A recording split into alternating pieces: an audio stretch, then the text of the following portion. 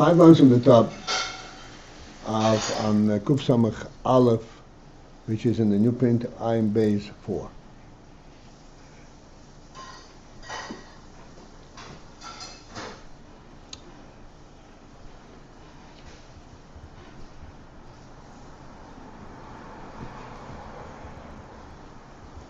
We're talking about his chabrus ha-nefesh im haguf.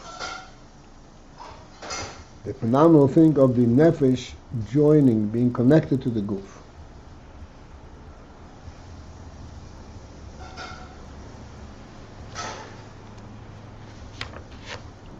So we discussed his chabrus ha-nefesh im haguf first in terms of what the nefesh supplies the guf.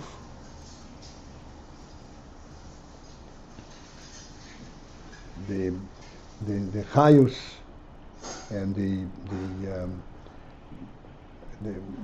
all the koiches are nefesh, are mislavish in the guf, starting from seichel and on down, and even the koiches makifi, and everything is enhanced as a result. This is chavos ha-nefesh im haguf. They discuss it at great length. Then he says, beruchnius, there is also an aspect of his chabad ha-nefesh im haguf.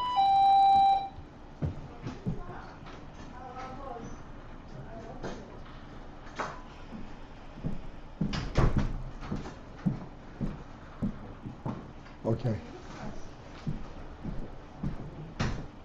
Got it. Sure. Zag it on. It's very slow. What is this? It's very soft. Okay. What is it? The camp. Oh, sie geben es lieber. Thank you. Okay. Send it away. I'll pull it up. What is the inyan of his chavos ha-nefesh im haguf beruchnius in Aveda? Essentially, his chavos ha-nefesh im haguf, there it's the principle that the nefesh becomes primary in the guf. Normally, the guf is completely preoccupied with guf, with gashmius. But then, when the nefesh is mislabish in the guf, and so there is the inyan that nefesh supplies the guf with the koiches and so forth. This is still essentially translated on the guf level, seichel and midas and so forth. But then, I'm going to have to open the air conditioner if we're going to have talking over there.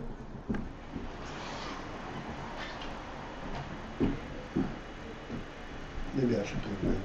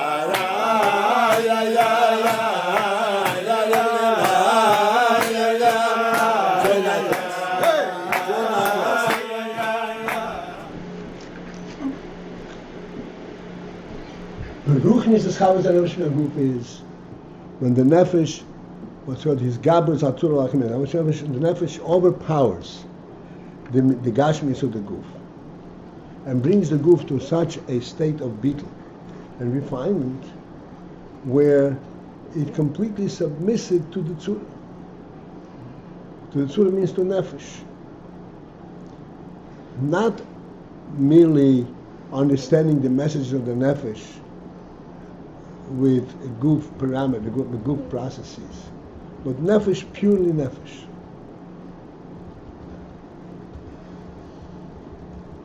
Like for example, as we're going to see, Mesilas Nefesh. Mesilas Nefesh does not include a goof element at all. Mesiras nefesh is a neshama element.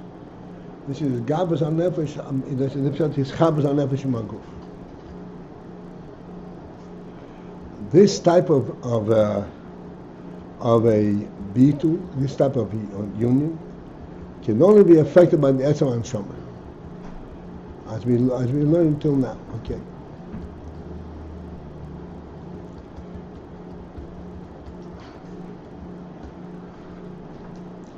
So there are two aspects in this effect, in these ischabos. How it is mitzad haguf and how it is mitzad hanefesh. Mitzad haguf, this is the union that the goof goes through a beetle, a phenomenon beetle, that it is sensitive only to nefesh. But then, from the neshama perspective, mitzad haneshama. In other words, the hischabus on nefesh aguf means a hischabus. A hischabus means a joining. A joining means that both are going through a phenomenal transformation. The goof comes forth to the neshama comes forth to the goof. The goof comes forth to the neshama. This is the beetle that the neshama affects on the goof, such a profound beetle that there is only the neshama itself. What is the union from Yischabas HaNefesh in Haguf or Yischabas HaSur HaChemer mitzad the neshama? This is the union that the neshama is mischaber with the guf and it stays in the guf.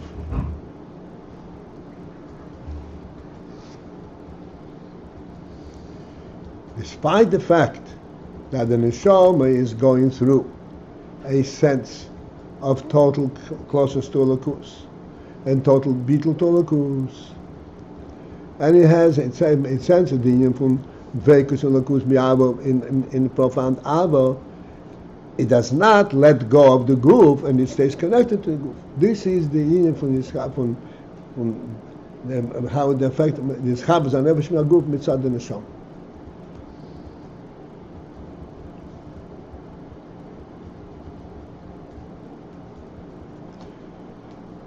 And this is where we started Hatsuka. Despite the powerful tshuka and shimoyin that the neshama has, to be incorporated in Atzmos. This is a mitzad the etzem and neshama. That is what the desire is, and yet still it remains connected to the guf. And this is okay. So we started this morning. Maybe ava b'tanugim, as for example in the case of ava b'tanugim.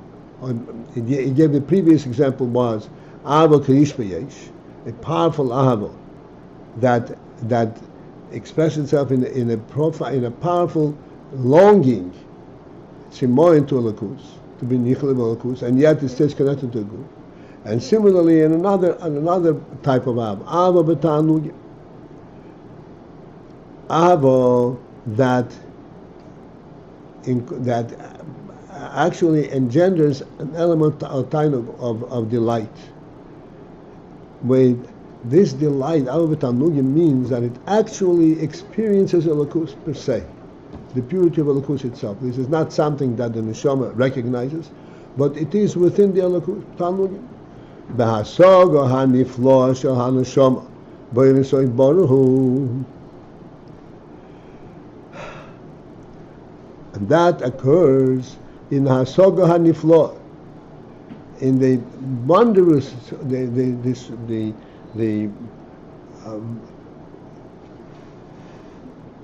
Niflo, Pella means a wondrous Taka Hasoga that is beyond definition, beyond comprehension, that the Neshama has in Noy Nesoy Baruch. The Neshama has Hasoga in Noy Nesoy in a manner of Nifla. Nifla means beyond definition. like a pella, like a miracle.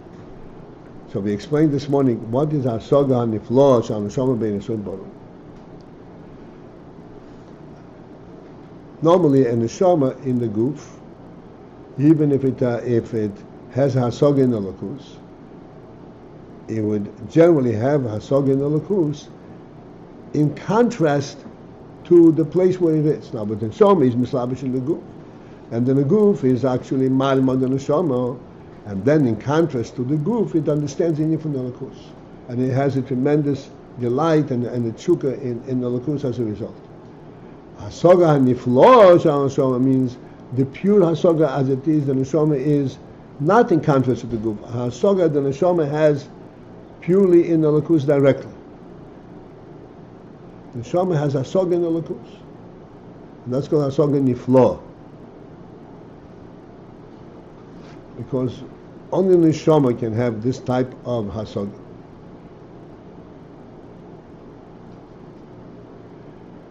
And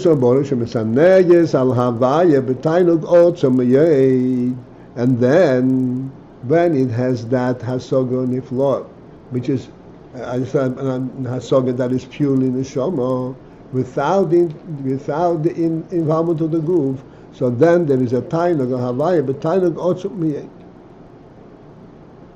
Then it has the inyan from tainug of oineg eliki, but tainug otzum miyek. It's an extremely powerful tainug.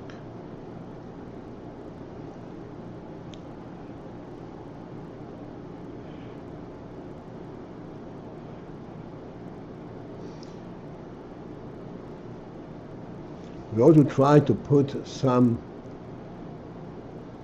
context in these words.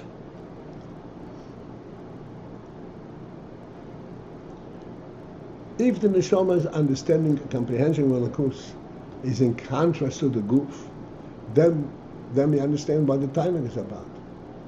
Because the neshama is confined in the guf, and inside this confinement, it is exposed, so to speak, to coarseness. Even what it does understand, it all has to do, has an element of coarseness, of gufnius. And here we have, which says he has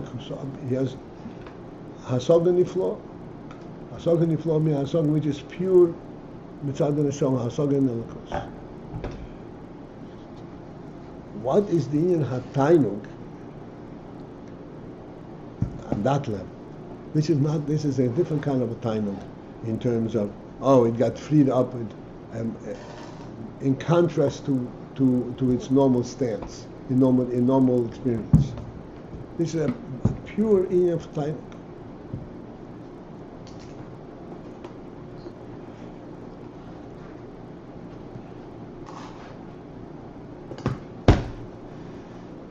So this pure inyan of tainug, that the neshama is Messiah, Messiah hasoga nifloa. So Messiah is alavai v'tainug otzum miyeh, the powerful tainug. That is a different kind of a tainug. This is not tainug of the neshama. This is tainug of a lakus itself. In other words, it's not a tainug that is the result of the fact that the neshama gains such a comprehension, gains such an insight. That's Masonic. Like the Selig explains that in every koyach there is oinek. There is oinek shebahasog. When a person understands anything with seichel, there's an element of oinek underlying it. Anything that a person experiences, any koyach, has a noinek that goes along with it. But this is a different kind of way. This is not an oinek that goes along with another experience with a koyach. This is the oinek of a lakus itself.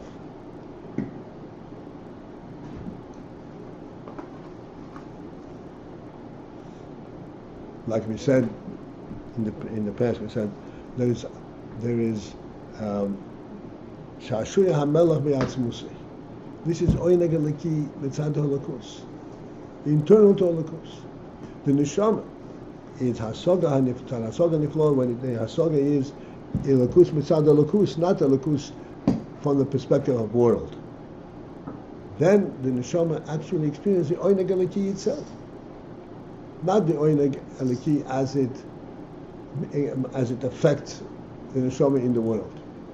The oineg eliki. This is oineg otzu. It's made to oineg otzu.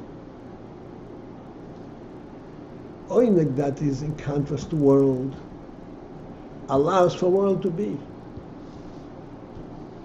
Elokus and world on two different realms totally. World is a created entity. Elokus is multi-nation. Completely different type of presence. So the oineg there is not due to any kind of discovery, any kind of accomplishment. It's an oineg atzmi. And that is the oineg that the neshama experiences when it has this type of hasaga.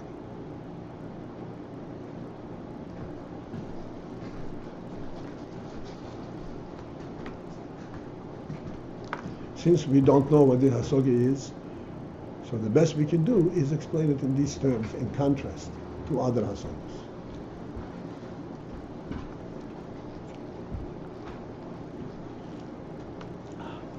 This is why this is called oineg otzum, because this is oineg that cannot be tolerated, that has no that goof has no relationship to it. Normally oineg that the goof can relate to, just like in seichel, and understanding something is usually in contrast to not understanding. Oineg also has an element of contrast. In other words, I broke through. I understood something I didn't understand before, and it became bright. And the oineg is not only of the brightness itself, but the fact that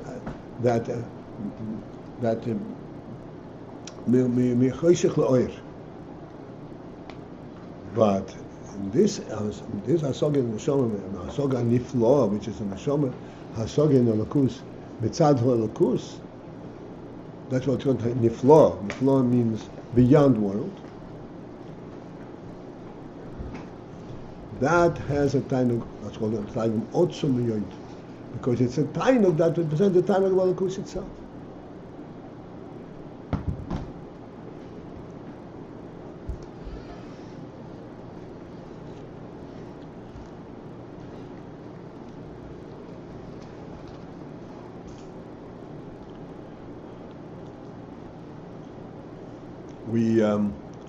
Is that clear? Yes.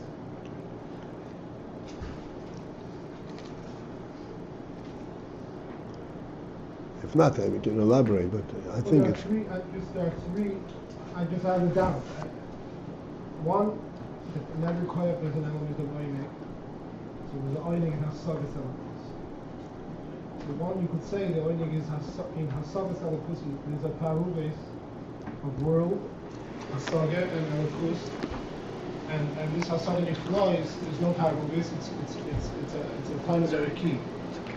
So the distinction is between hasagas, the timing and hasaga eliki.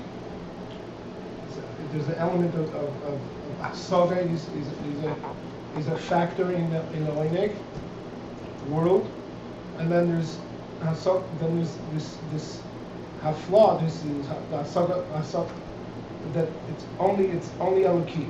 Or you're saying something beyond that. You're saying that even in hasagas elokus, the oineg is in elokus and not hasaga. It's pure godly oineg, but it's a lesser oineg because you come to this elokus from world.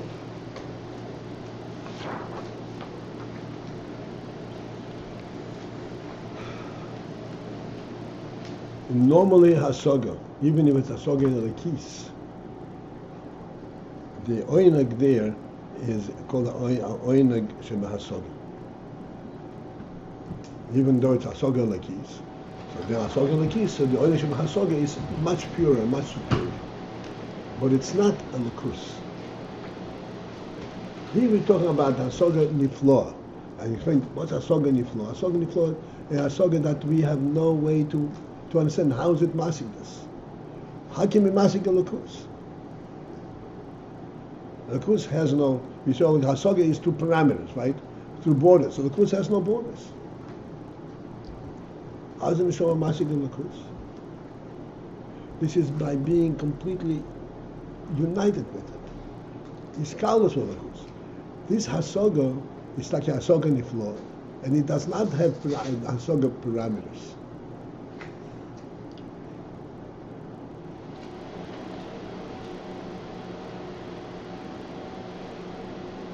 We explained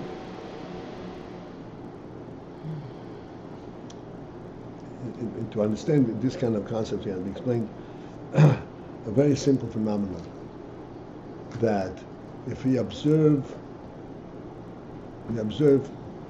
what's going on in this room, for example. We know everything that's in the room and we see everything that's going on, whatever it represents. And then when we enter the room inside, we experience exactly the same thing that we did when we observed it, except it's a different kind of experience. It is also a union for hasoga, but it's a hasoga niflo. It's a different kind of hasoga. It's hasoga from inside out, not out, from inside. There's no musag and masig. It's one thing. This is called hasoga niflo. The neshama has that kind of hasoga in the kuf. It's a datzma. When the neshama is in the goof, it's a hasoga. So from an observer's position. But the neshama mitzad atzma, it's gabrus achayim tzura alachayim. Then the neshama has hasoga niflo, which means a pure hasoga nelakus, where the goof is completely discounted, doesn't interfere at all with its hasoga.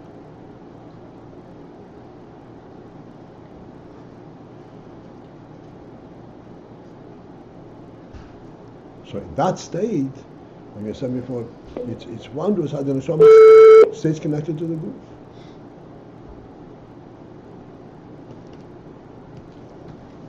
And they explained it on two levels. Ava krish b'yesh, where it's drawn to the goof, and then ava b'tan. I wish we could sense a little bit the richness in this term ava b'tan, because it's not a union of Ava that he's drawn to anything. He is actually experiencing that. Why is it tainut? That's what I explained before. This tainut is not a tainut of a contrast. It's not a tainut of coming out from darkness into light.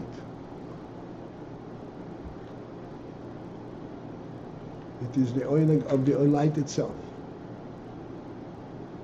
of the lakus itself.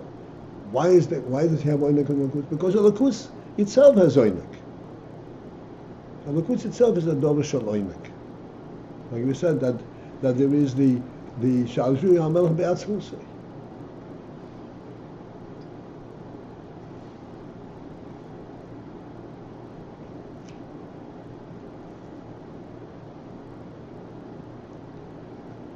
Okay, it's clear. I just want to give this one note about this.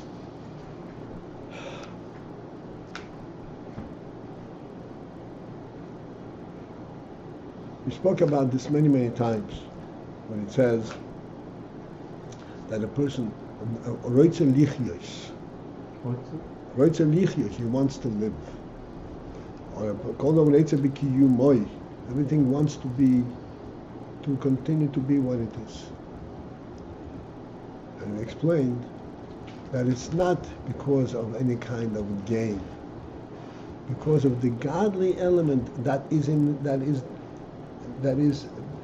defined by what he is.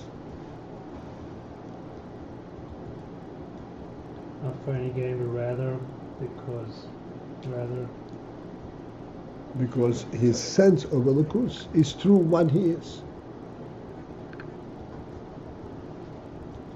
So therefore, the Rotzen over there is the Rotzen that is the Rotzen of Eliki, not the Rotzen of being himself.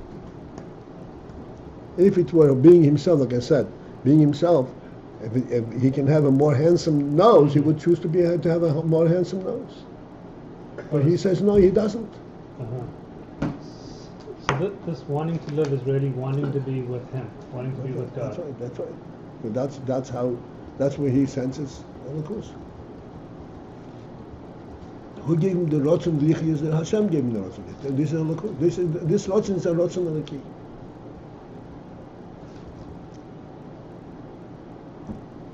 Oh, this kind of explains why the neshama would stay with the guf, because it's saying that this is the kind of life where I'm living with God. Okay, this is what he's going to explain. We're not coming to that point. Uh-huh. All I want to say, on the contrary, the neshama experiences a rotzen, a hasagen niflo, and it has von ava b'ta'anugim. And this, was mit ava b'ta'anugim? Was it ava b'ta'anugim? Because the tainug is the tainug of Elokus itself. The tainug eliki that is inherent in Elokus. Why does he have tainug? Not because he has tainug. Because Elokus has tainug, that's why he has tainug. Elokus is the Rosh tainug, and he's experienced that time. This is the ava b'ta'anugim. This wanting to live was brought to give a little taste of this other b'ta'anugim. Right. A little taste of wanting something that's not because I want it, but because this is where I'm connected to God, to godliness. Mm-hmm. Not because of personal gain. If it were personal gain, yes, he would want a more handsome nose. You know what I'm saying? But that's not what he's looking for. He wants the Elokus that was invested in him.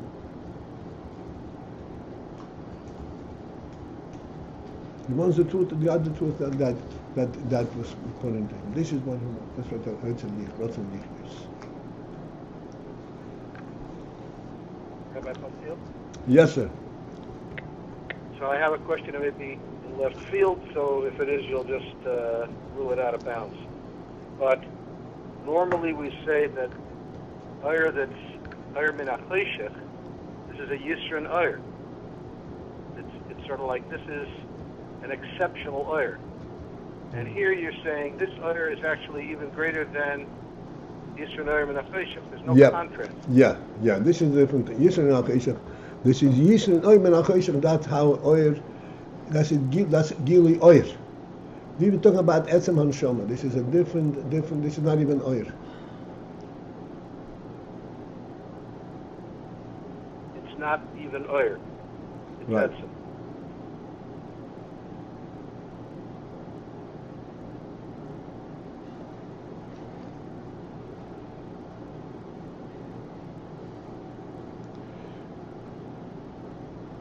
Ayr is something that comes external, that is an expression. Etzem is not an expression.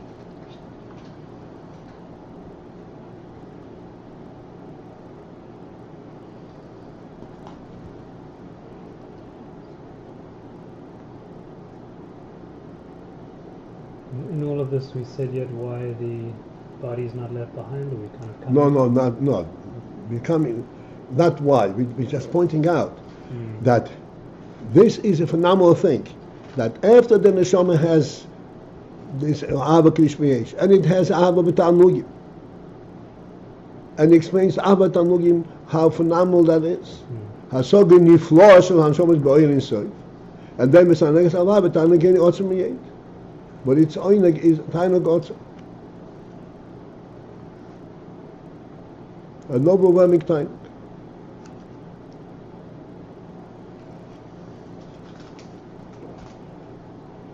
Shebehechrech. Where are we? We are on page. Yeah, I know. Kuf Samach Aleph. What's the line begin? The Yoiser maybe?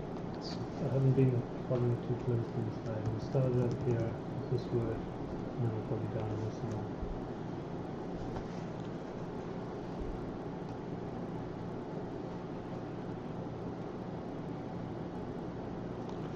Okay, you have it? So which line starts with what?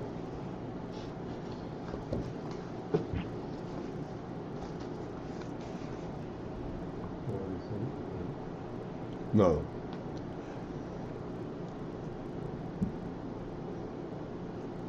We started. Betainog Otzum. The line begins with Betainog.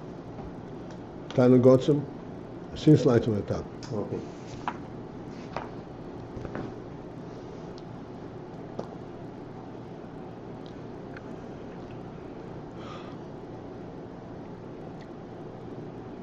Shebehechrech, where as a result it is imperative Shiyeh bechinas ha'afshoto mehaguf, that this should affect, must be the element of hafshoto minaguf, of dissociation with the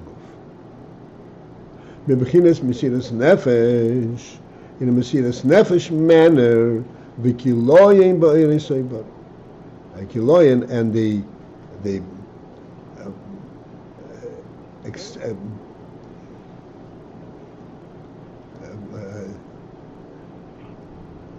being completely consumed and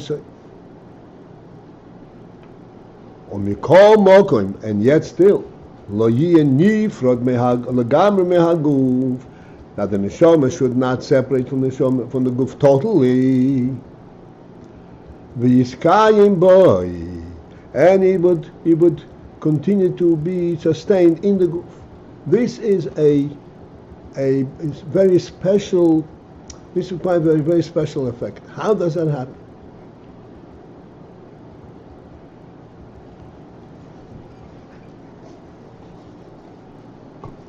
So let's elaborate on this wonder, and then so that we can come to an answer, we will have some kind of a meaningful answer. Which line are you on? Which line are you on? I'm sorry, what? He's asking which line, and he probably has the sefer. I have the sefer in front of me. You have the sefer. Okay, the line is lo yeh nifrod mehaguf, legam mehaguf, lo yeh nifrod. Okay. Yeah. Okay.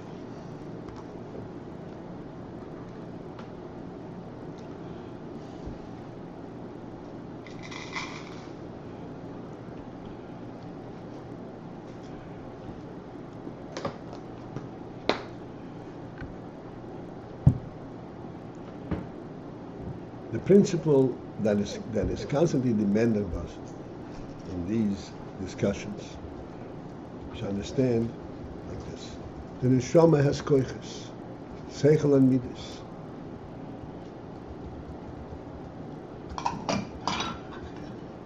And if the connection of the neshama with the guf were based on seichel and midas, then having this type of an experience, it would completely dissociate from the guf.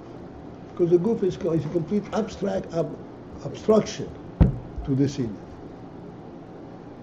The guf cannot participate in this.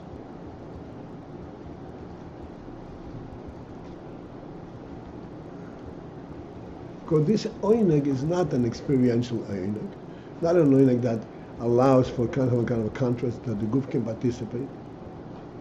It's the oineg alaki itself. Therefore, the neshama, their experience is something independently of the guf.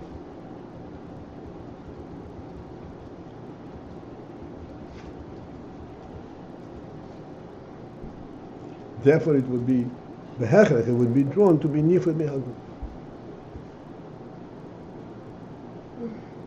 And yet, it would stay connected to the guf. It would not be nifrod lagamri, and would be skayim bay, and would remain in the guf to whatever extent it will remain in the guf. Not that it is engaging the guf or anything like that.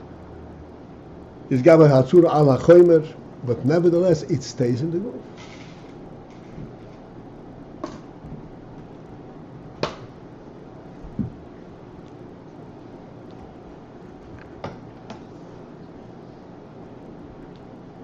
This is similar to what we're discussing all the time. And we need these elaborations so that we wouldn't lose sense of the phenomenal Ayin that we're talking about. This is the similar Ayin that we're discussing all the time, that a human being is attached to the ground. But is he dependent on the ground? Does he really belong to, does he really connect to the ground? He's essentially in his mind. The reality that he perceives is an intellectual reality, not a physical reality. And yet, he stays connected to the physical world. And he walks on the ground and he orients himself on the ground. But not on the ground, in any case, defines his whereabouts, defines his being.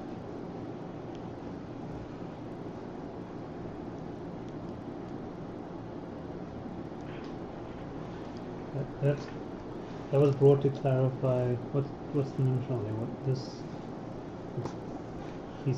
That the neshama experiences something which is totally beyond guf and yet stays connected with it. Just like a human being has reality completely beyond earth, yet stays connected to the ground. Right.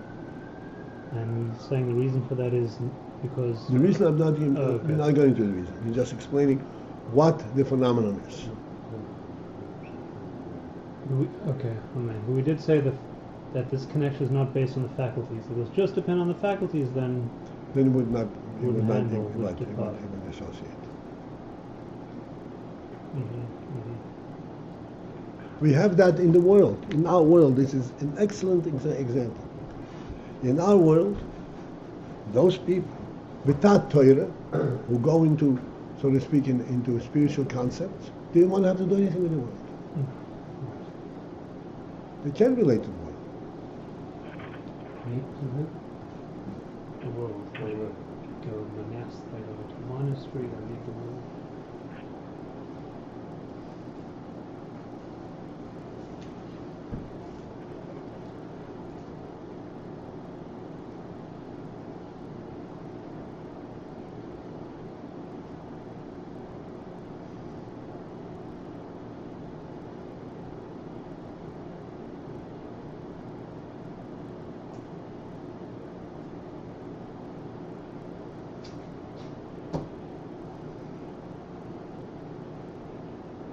Okay. Shezehu Beis hapirushim b'teivas kala. Kolo. This represents the two pirushim in this single word of called kolo. He's saying that the neshama would have kiloyin, complete. The word is on my consumption. Huh? Consumption. No, complete. Consumption. Not consumption. Expiration. Expiration, right. Complete expiration into Elokus. Expire, right? Kolo. Shuhu loshin kiloyin. That's one word, one meaning of the word kolo. Kiloyin. Being completely out, dissociating from anything else and just going out completely to the Elokus. And then, Veloshin Kula, Kala means being contained, being held back, or imprisoned. Kela. The Hainu Shagam B'toikiv HaKiloim HaTainu, that even in doing the powerful Kiloim, as a result of the Tainu, Yi B'chinas Kala, Kela. Sheyikolu v'otzur beguf. That he should be kolu. Kolu means imprisoned. V'otzur.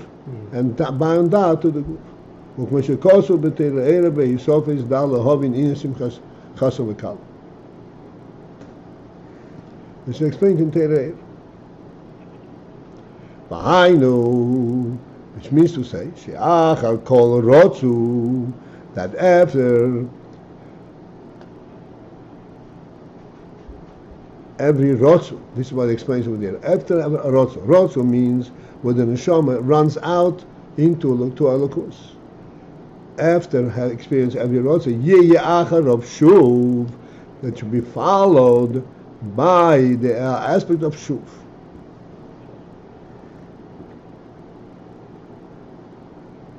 Shuv means coming back, resettling back in the group.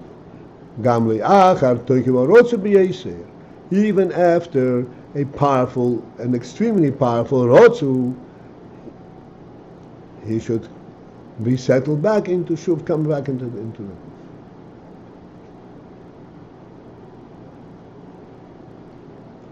V'yodua, it is known, the hashuv hu kovid had b'yesem mehorotz. Now the shuv is much more difficult than the rotz.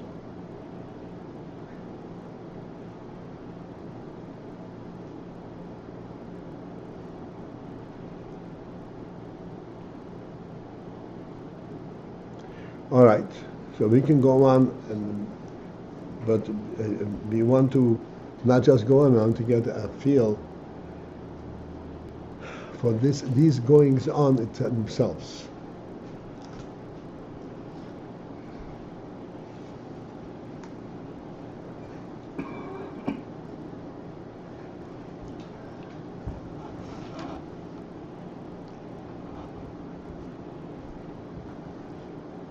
Just a simple, could say, reminder.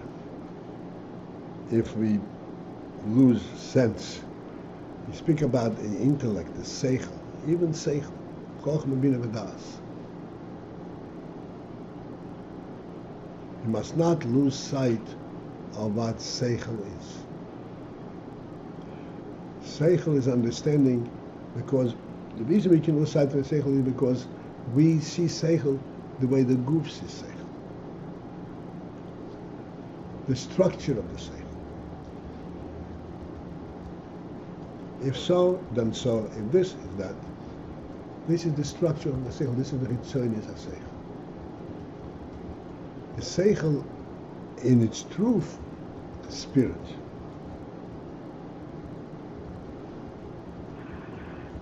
is a seichel that is illuminated as a light flowing directly from a living soul.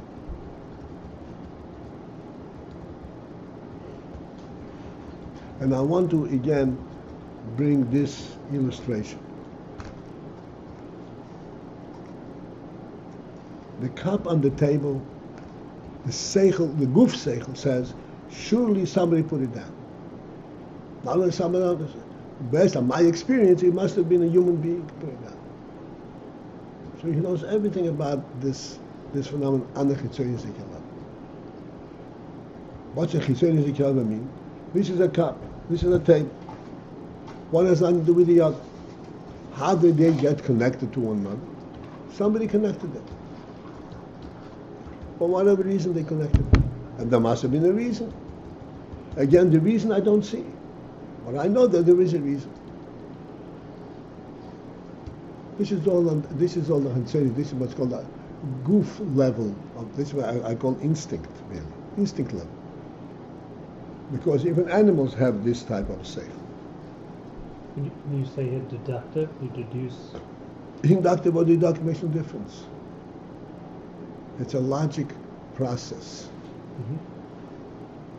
which is based on unrelated facts. It does not give you a total view. Why is this? What is this about? This is what happened.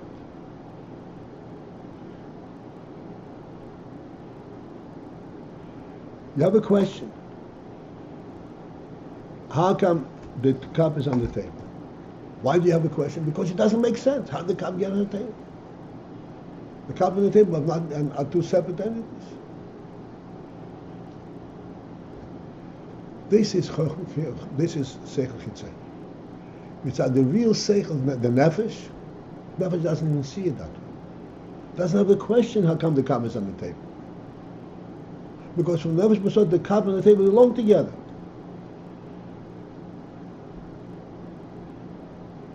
It's one total human phenomenon.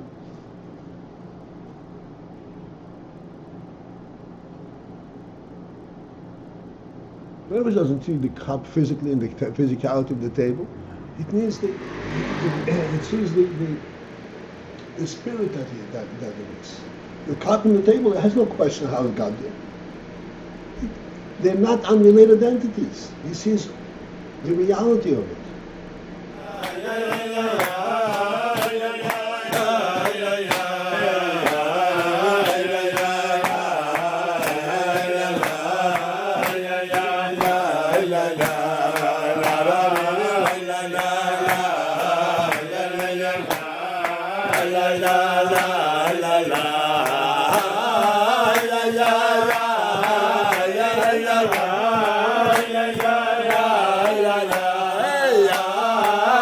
Yeah.